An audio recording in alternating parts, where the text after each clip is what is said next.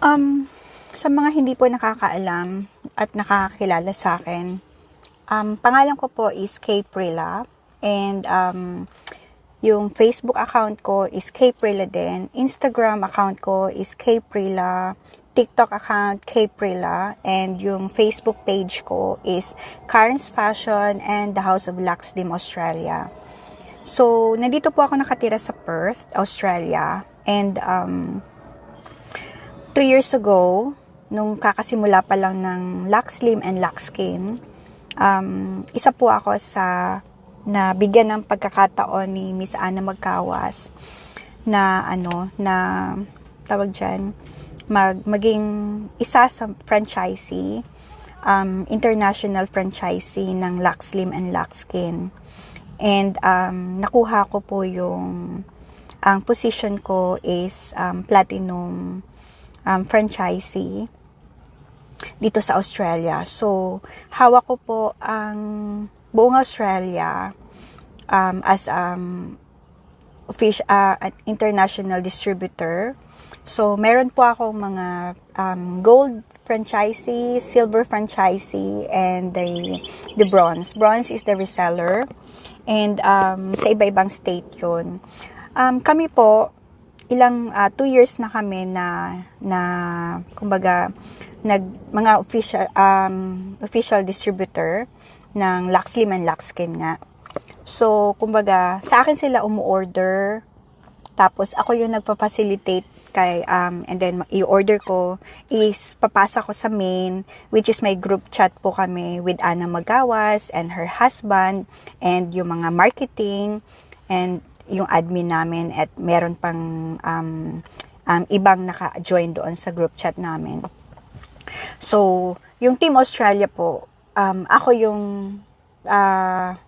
sa akin, ako yung humawak. Sa akin sila nag-order, and then ipapasa ko sa main, and then ipapadala namin sa lahat ng mga nag-order, dinidistribute namin. So, dito po sa Perth naman, kasi ako yung nandito. Yung mga reseller din ako dito. And then, ako yung pinakauna sa lahat ng mga franchisee na nag-consignment sa mga Filipino store. So, 2 years ago, nung pag-start ko, meron din Dubai team, merong Hong Kong, merong iba-iba. Sa US, ganon, Canada, ganyan. So, iba-ibang team kami, pero magkakakilala kami, may mga group chat kami with Miss Ana Magkawas.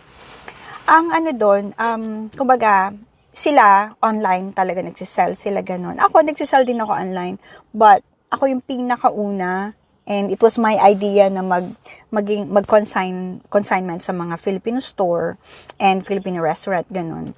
So, and then binigyan ko sila ng mga ideas din, ganito, ganyan. Kaya, kumbaga, dito sa business ko, nag-concentrate ako. Talagang inano ko siya, kumbaga, dedicated ako dito. Nandito yung loyalty ko.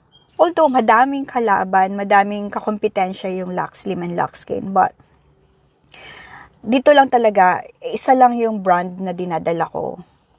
May mga nag-offer din, pero kumbaga, gusto ko kasi mag-concentrate dito kasi marunong ako sa salitang loyalty at kumbaga faithful ako.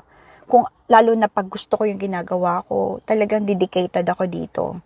Kaya kahit from my own pocket, paggawa ako ng pull-up banner, business card, tarpaulin, nag-sponsor din ako sa mga events, tapos nagbibigay ako ng freebies sa mga stores, lalo na pag una pa lang nabigay ko, tapos kung magki-Christmas or anniversary na, hingi sila sa akin ng like voucher or any gift for raffle, nagbibigay ako.